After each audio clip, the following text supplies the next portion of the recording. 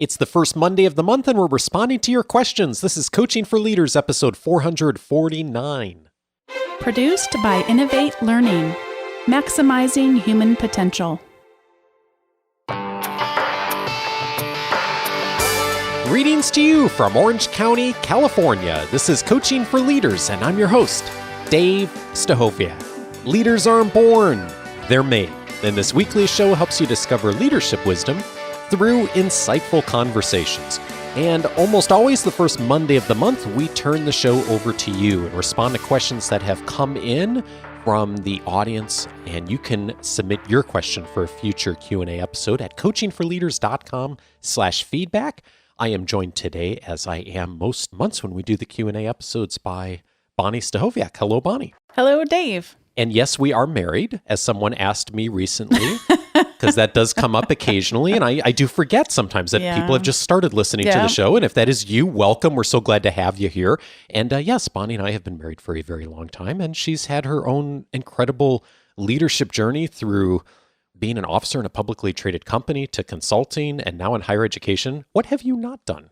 You've done just about everything now. Well, and I think sometimes people get surprised that we're married and we have so much in common in this area. Yeah. And that is, we met getting our master's degrees, and then we went on to get our doctorates together as well. So we kind of have this love for this leadership thing. And for each other. Yes, and for each other too. We met in a team building. I kid you not. This is the story. We met in a team building class. So we're like, let's build a team and get an A. And we did. Yes, we did. So let's tackle a few of these questions, because that's probably going to be most interesting to folks versus the story of how we met.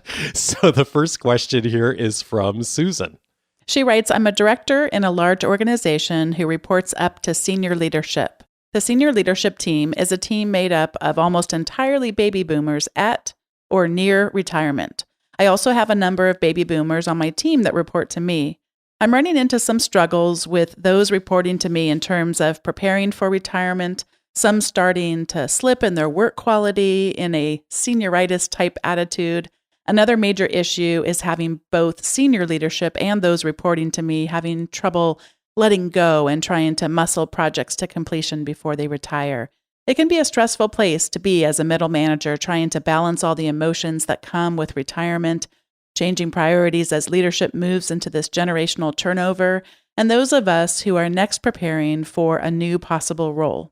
It would also be helpful to hear how to manage someone close to retirement who believes they have earned the right not to care anymore or feels entitled to certain things based on their contributions to the company, or working with those near retirement who are trying to handle getting ill, memory issues, slower output, aging in general. Susan, thanks for this question. Wow, there's so many places that we could go with this. When I read your question, the very first thing that I thought of was a conversation I had a number of years ago with a leader in a client organization we were serving at the time. He was in his, at the time, probably mid-70s, and he had negotiated a position within the organization, which he had served for many decades, to serve part-time. And he was a trusted and wise leader, had a tremendous amount of experience and wisdom that the organization valued tremendously, and also had found a way to set up a work relationship that really was right for him and his stage of life and his family and for the organization. And I remember having a conversation one day with him, and he said, the biggest word for me right now in my life is relevance. It's really important for me to stay relevant. It's important for me to stay relevant to my family. It's important for me to stay relevant in the workplace. And I have structured my work and how this looks in the hope that I can continue to stay relevant and do the things that I would love to do to be able to contribute in the ways I want to contribute. And I think about that interaction a lot when I think about, as we all are on this journey of aging, of course, but also as leaders in organizations, of how do we answer this question of transition, which is what you're asking, Susan, and all the things that come along with that. And I think a lot of organizations see this time as a very black and white. I am here today and I'm gone tomorrow because of a mandatory retirement age, because of a pension, because of the way we do things around here, or some version of all of those. And I think there is a place in many organizations, not all, and perhaps not yours, Susan, but culturally, to sometimes ask the question, how else could this look? Could this be something where there's a longer term transition, where someone changes the way they work or the nature of their work? Is there a way this could look at how we do this part-time? Is there a way that a job or role changes as a person is nearing their age of retirement or making a transition for some other reason? And I think in a lot of cases, there is the opportunity to do a little bit of that. And so that would be my first invitation to you, Susan, is thinking about what are the ways that could look like and what is important to the people who are in your organization who, like my client from years ago, really do want to stay relevant and are interested in doing that. And how can you help them answer that question of what does their work look like over the next 6 months to a year of maybe their final year with the organization formally? What's important to them? How do they stay relevant? How do they contribute to the organization? And that may be a similar thing to what they're doing today, but there may be added pieces of it. There may be a different focus. There may be more of a role on coaching and mentoring, which I've seen many people do over the years that can work out really well. And that context can be really useful. I'm curious what Bonni thinks on this. And I do have maybe a thought or two on the HR piece to it as well. This is such a challenging situation to be in. One of the things I know for me, I need to think about is to watch for my own biases. When I was early in my career, it was a very young company looking back. The quote, old people then were in their 40s, and I am nearing 50 here in the next couple of years. And so it's hard for me not to lose perspective on those things that, now I am no longer at my institution, for example, the young, spry chicken that I once was in relation to other people. So that's one thing we have to be careful of. We need to watch for our own biases. And it sounded a little as I read yours that you could potentially have some. And I certainly hope that doesn't sound super insensitive of me to say, I have them too. And so we just have to name them and be able to realize that sometimes they can get in our way, but sometimes the perceptions you're having are outright problems and ones that do need to be addressed. Dave was talking about, the performance management aspect of it. I would encourage you talking to your HR team. You mentioned being in a large organization. There are oftentimes really skilled people in HR who can help us uncover these biases and also help us think through what performance management might look like if really there is an issue here that needs to be addressed. It's important for two reasons. One is this is in the United States, but anyone who's over 40, if you were to terminate their employment, they actually can sue you for being part of a protected class. In this case, it's being over the age of 40 is considered that old person protected class, meaning that we can't discriminate against people based on age, and that's kind of the magic number there. So for legal reasons, we want to be concerned if we are looking to target people who happen to be also classified as old.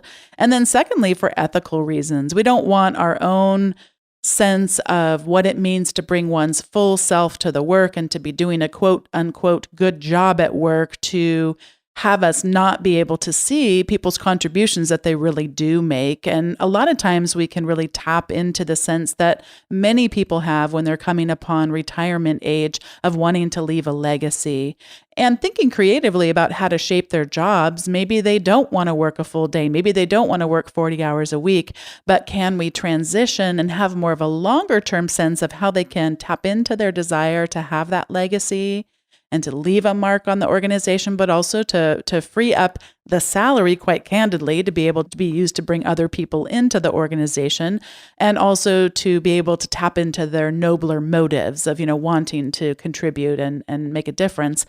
And this is an incredibly hard transition for people to make. It is just now at this stage in my career where I'm working with more people as they retire.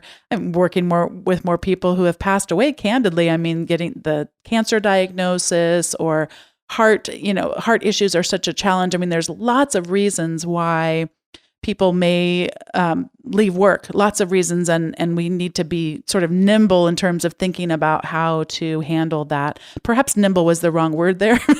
We need to not be as nimble. We need to slow ourselves down and think carefully and purposefully and with intent about how to treat these people with dignity and also how to maintain standards. They just may not be the high standards that you expect for yourself and you expect from people who are at other stages in their career. That's one of the things that has been important to me to think about, that my idea of what it means to work hard, my idea of what it means to be a success doesn't have to translate to 100% of the other people. My goodness, we don't need too many of me in any one place. That's not going to be helpful. I tend to always want to move fast. And so sometimes you're describing situations where people don't move as fast as me. That can be helpful for me if I find a way to still retain my own strengths, but be able to appreciate the strengths of others. I mentioned I might have a few comments on the HR version of this as well too, Susan.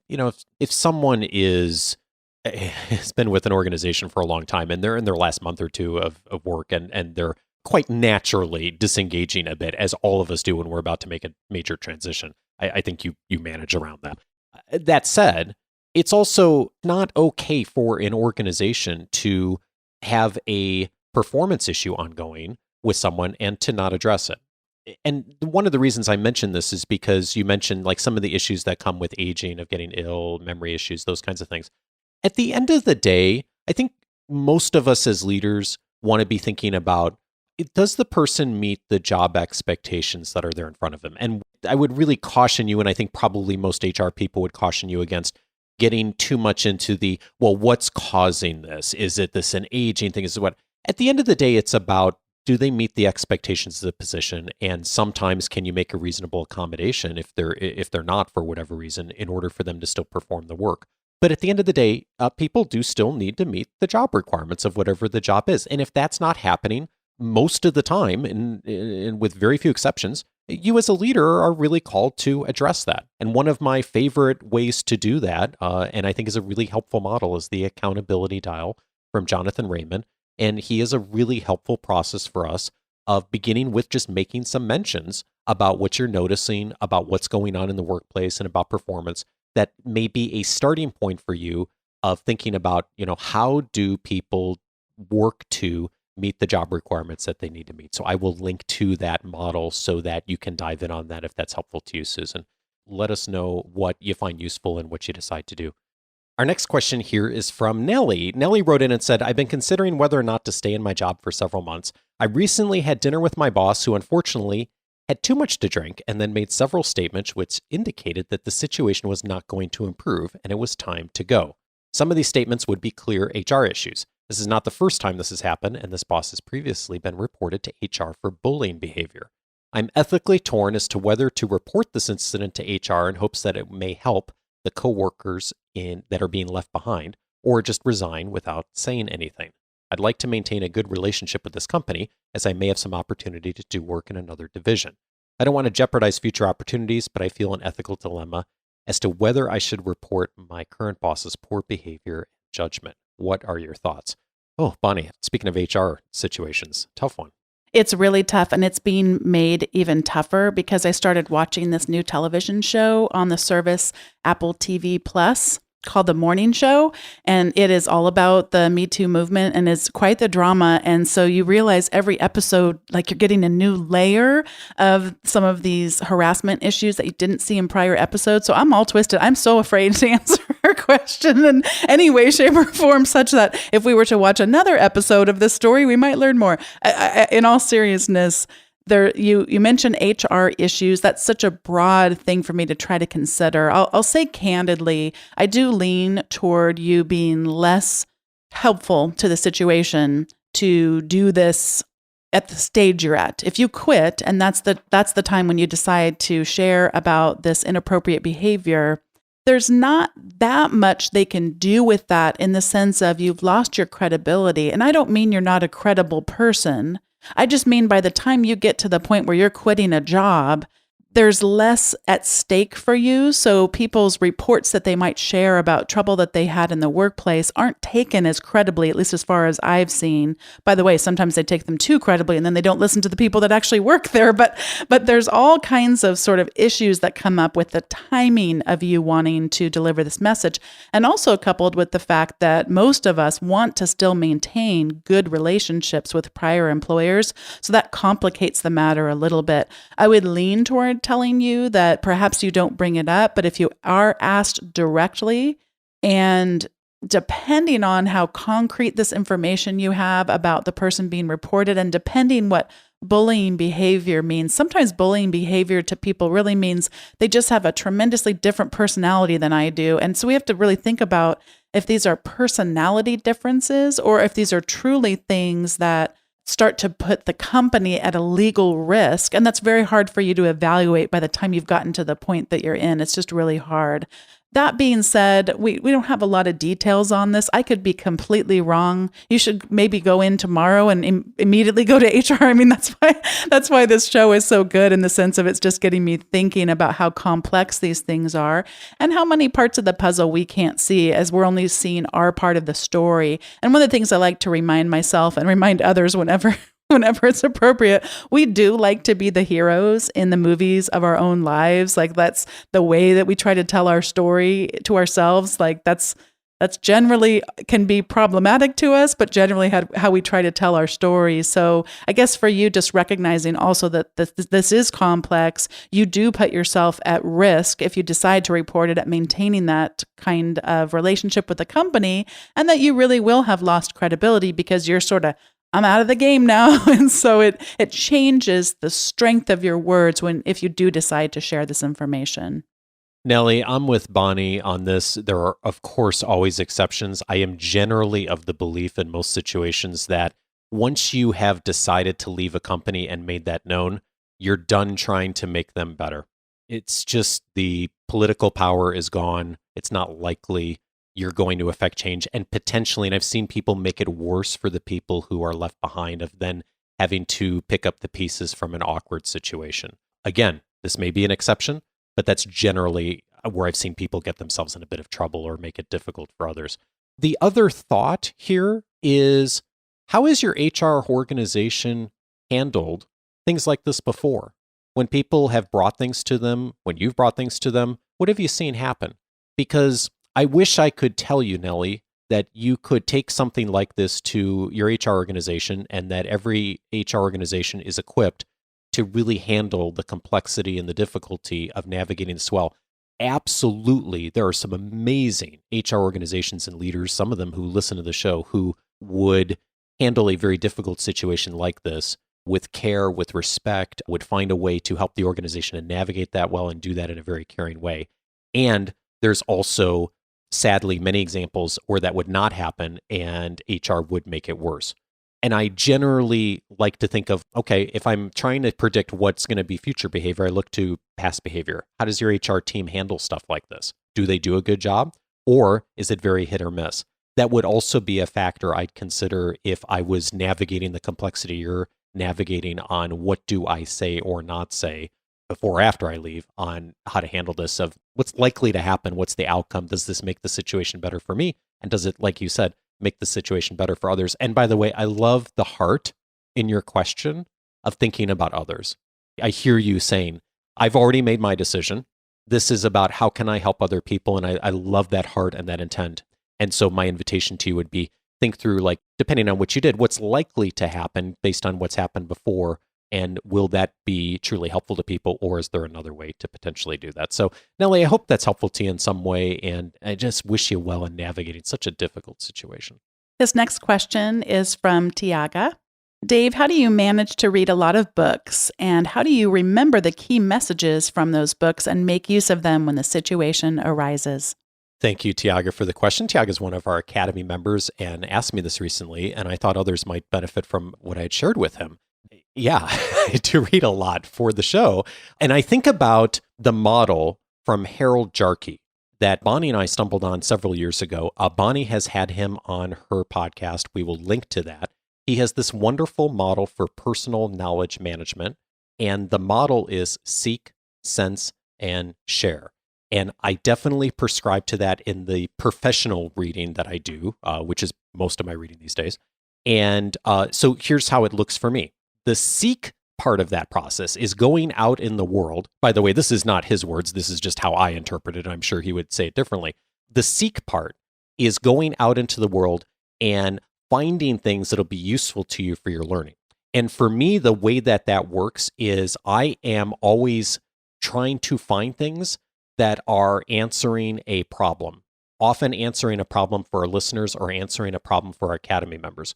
Probably half of the episodes that are aired on this podcast are directly because someone in our academy or a listener in some way has asked me a question that I don't have a good answer for, or I'd like to have a better answer for, or I just am really interested in seeing if we can get them better ideas around.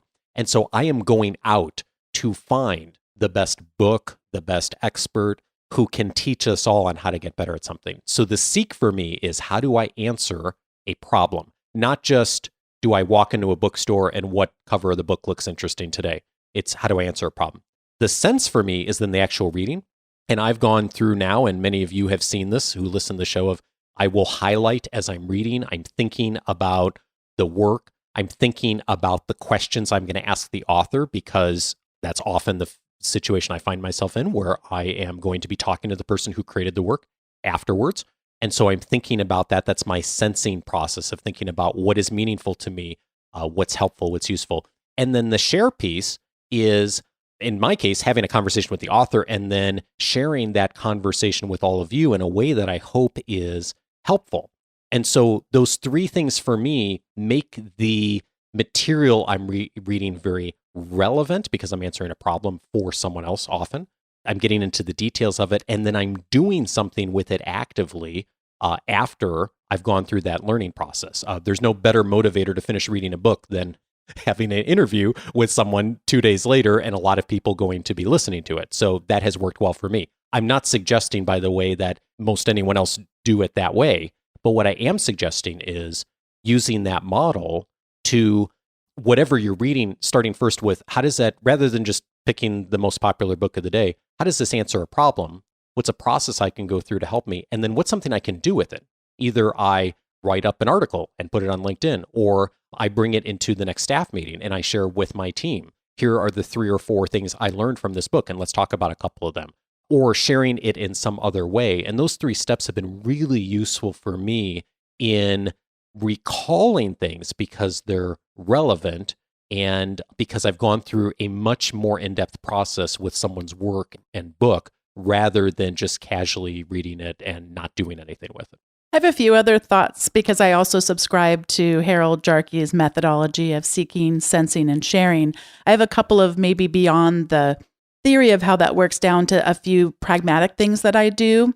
Dave mentioned having a podcast. I have one as well. And I do really love it when I can find the time to read the books of people that come on the podcast. But I sort of have these days a fatalistic thing, like, I can't keep up. So that's not as motivational to me, because I give up pretty easy, just because that's, one a week. It's just, I can't keep up that kind of a pace. But I do use a tool called Goodreads. And Goodreads, about, 3 or 4 years ago, was acquired by Amazon, but it allows you to set up a reading challenge. And I like that. So for most years, it's around 24 books, give or take. And that really helps me stay focused on, that's a doable number of books for me. If a doable number of books for you is 6, great. I mean, get some kind of a goal.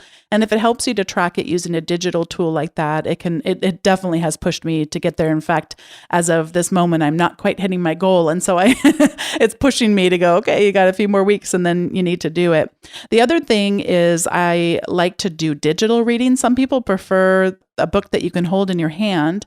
And if that works for you, great, do whatever works for you. But to me, being able to take that wherever I go and traveling, these days, the planes are getting smaller, Dave. I don't know if you've heard, but it's just, you're just crammed into this tiny space. And sometimes literally the only thing that I can have is like this tiny little Kindle or my iPad or even iPhone sometimes to get that digital reading done.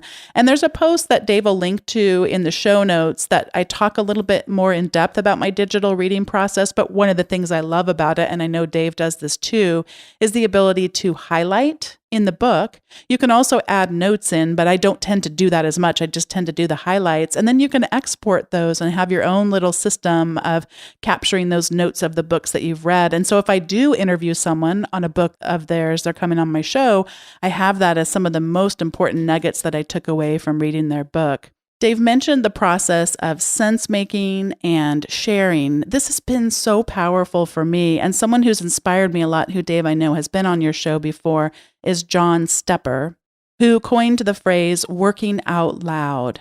And it can seem so simple. Oh yeah, I just read a book and then you share it with someone, but it really is a radical kind of transparency.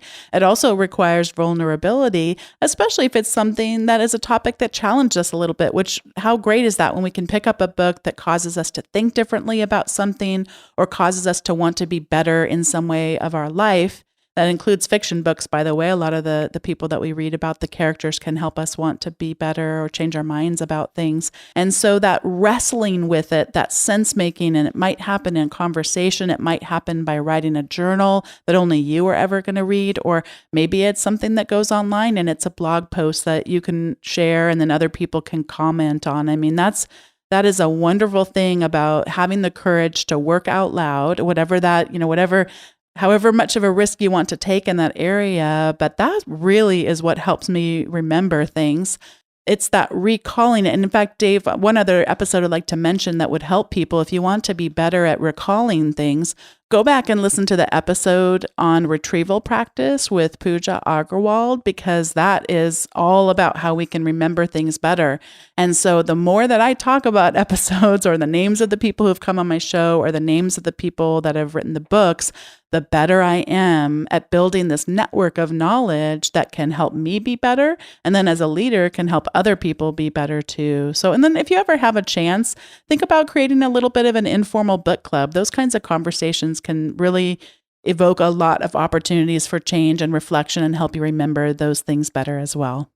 The big thing I hear both of us saying on this is do something with it, right? Whether it's writing an article, talking to your team about it, whatever, do something with it versus just setting the book down and going on to the next book. I'd much rather read a smaller number of books and then actively do something with it in conversation than reading a large number of books. So, Thiaga, I hope that's helpful to you and others as you think about how to tackle your reading and to make your reading and learning useful. Let's go next to the question here from Robert. Robert wrote in and said, I'm a faculty member at a university applying for an administrative role as a dean. I have lots of faculty experience, but almost no experience as an administrator. If I land an interview, how do I make my leadership strategy clear without being overbearing?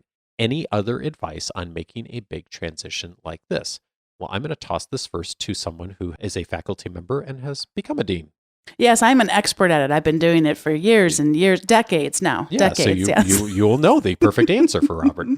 One of the things Dave and I were talking about before we came on to record was that we try not to mention time-based things in our episodes. And this is one of those I can't really answer the question because I do want people to know as of this recording, I'm still relatively new and I'm learning so much. Let's talk first about the interview process. I didn't have to interview for my role. They sort of expanded a role that I already have, but I certainly sit on my share of search committees, and I do have some thoughts around this. The biggest mistake that I see people make in interviews is nervous talking and going way, way, way beyond people's normal attention span. So if you get asked a question, I would answer it as concisely as you can, make one point, and perhaps tell one short story, but leave them wanting more. Make it such that if they want to know more, they'll certainly ask you more questions. Get them curious. Do not tell the entire story of every time this has ever happened to you. It doesn't allow enough people. Usually these search committees are larger. Usually they're from lots of different departments on the campus. So you want to be able to tell lots of parts of your story instead of just one long story or a couple long stories. And they want to be able to have an opportunity to ask you something. So short, concise, ask and answer just what was asked. Don't bring up the other thing it relates to. Let them do that. Let them get curious and let them explore with you. And then you were also talking about this tension between when we have this vision for what things could look like versus not knowing some of the politics going on behind the scenes where we may inadvertently offend someone without even realizing it. Sometimes it even just comes down to the word that you choose to use, tends to trigger people, and they have a lot of baggage around that. So in terms of the vision, it can really depend a lot, but hopefully you have someone who's the hiring manager or someone who can kind of guide you through these things. I would say err on the side of sharing less of a vision and leave lots of room for letting them know you're a curious leader and that you know organizations can be so different, and you know that an important aspect of being a new leader in an organization is having that curiosity and not coming in thinking you have all the answers. This is a delicate balance because you want to show that you have that experience, you have the credibility. So in terms of that, you can talk about in the past specific experiences you've had. I would be very careful coming across as, I know how to fix this. I can come in. I know exactly what this is like. I've seen this before. That's offensive, even though, by the way, as a side note, I have been to a lot of different institutions of higher learning, and I will say that there are a lot of commonalities. People don't want to hear that from you. They want to know that they're unique, they're distinct, their problems are very different from anywhere you've ever been. It just needs to be one of those things that we make sure that people feel respected, that I'm not going to come in here and think I have all the answers. That's not going to be my role here. As a leader, I need to stay curious. A book, by the way, which is the best one I've ever seen written on this topic, is The First 90 Days. I haven't read it in a while, but that's really one that helps us sort of avoid coming right in and thinking we can make all the prescriptions that come into our head. We really have to be careful about that and maintain curiosity. It's vital. Robin, another thing you asked about is how do you apply for a position where you don't have a lot of experience for it? And a lot of us have run into that in our careers. And you have the advantage in higher education of there is certainly a lot of folks who go into administration who have been in faculty and haven't had an administrative experience. And so that's a bit more of the norm than might be in other industries. One invitation I'd make to you is to consider what you've done in the past. And I know a little bit more about you, Robert, that you didn't put in your question here. You have done a ton of things that, while not technically administrative roles, are the skill sets that an administrator would be doing. When you think about things like navigating classroom projects, working with students, running conferences, doing all kinds of things in the academic world, there's a whole list of things that we would call transferable skills that are not 100% what are going to line up for the administrator role that you'll develop as you go. But there's certainly a whole bunch of things that if you pulled that job description for what the dean job position is designed for, and you looked at your experience and did some thinking on what are the skills you've developed over your career thus far, and the situations where you've done things like that, I bet there's a lot more that lines up there than may happen at first glance. And doing a little bit of thinking about that in advance of what are the skills you've already developed and how does that transfer would be a wonderful place also to focus on in an interview with a committee.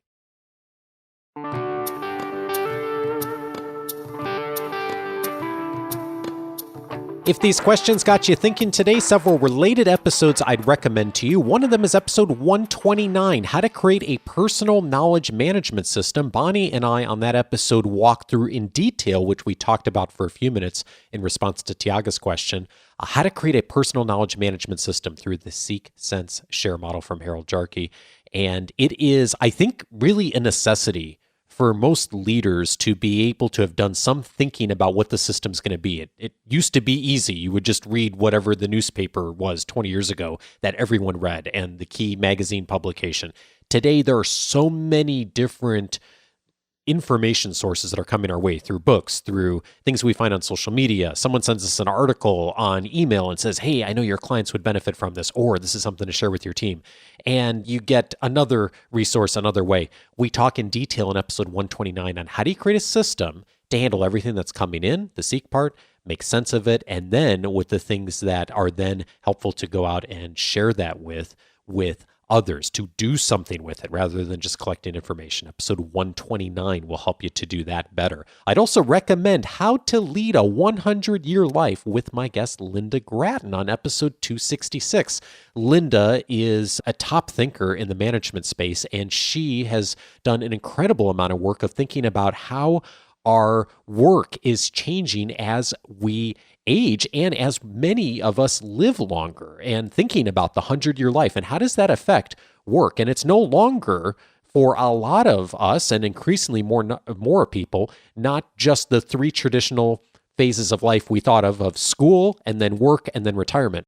for so many people that is changing, and organizations are starting to adapt to that as well. It's much more complicated and exciting for most of us, but it does bring change too. Episode 266, how to start thinking about not only your life, but how you are relating to others in the lens of living a 100-year life. Also helpful to you will be episode 306, 5 Steps to Hold People Accountable with Jonathan Raymond. We mentioned the accountability dial earlier. Jonathan's process for being able to hold people accountable, both in positive ways and also for constructive criticism, super helpful. 5 steps that will help you to take the first step if you, like Susan, are noticing some performance challenges in the organization for whatever reason they're emerging. That is a great place to start. I'd also recommend How to Make Your Work More Visible. Bonni mentioned John Stepper, who joined me on episode 397. We talked about working out loud, his book of the same title, and it is just a fabulous model for how to start sharing what you're learning and working out loud, as he says. And so many opportunities to take what you're learning and reading and to share it with others and to do it throughout organizations. Episode 397 is a framework for that. And then finally, we mentioned the work of Pooja Agarwal, how to help people learn through powerful teaching. That was the topic of episode 421. If you'd like to learn a bit more about the science of helping people to learn, and as a leader, what you can do in order to support that, episode 421 is a good starting point for you. All of those episodes you can find on the coachingforleaders.com website. We've been going weekly as a show since 2011 and have tackled so many topics with experts over the years. We have categorized all of them by topic. If you set up your free membership at coachingforleaders.com, it'll give you access to the entire library inside the free membership, searchable by topic, so you can seek the thing that's causing you a challenge right now that maybe you're struggling with that will be relevant to your learning, following that seek, sense, share model. Also, part of the free membership is a section called courses. There are several courses there now. One of them is 10 ways to empower the people you lead.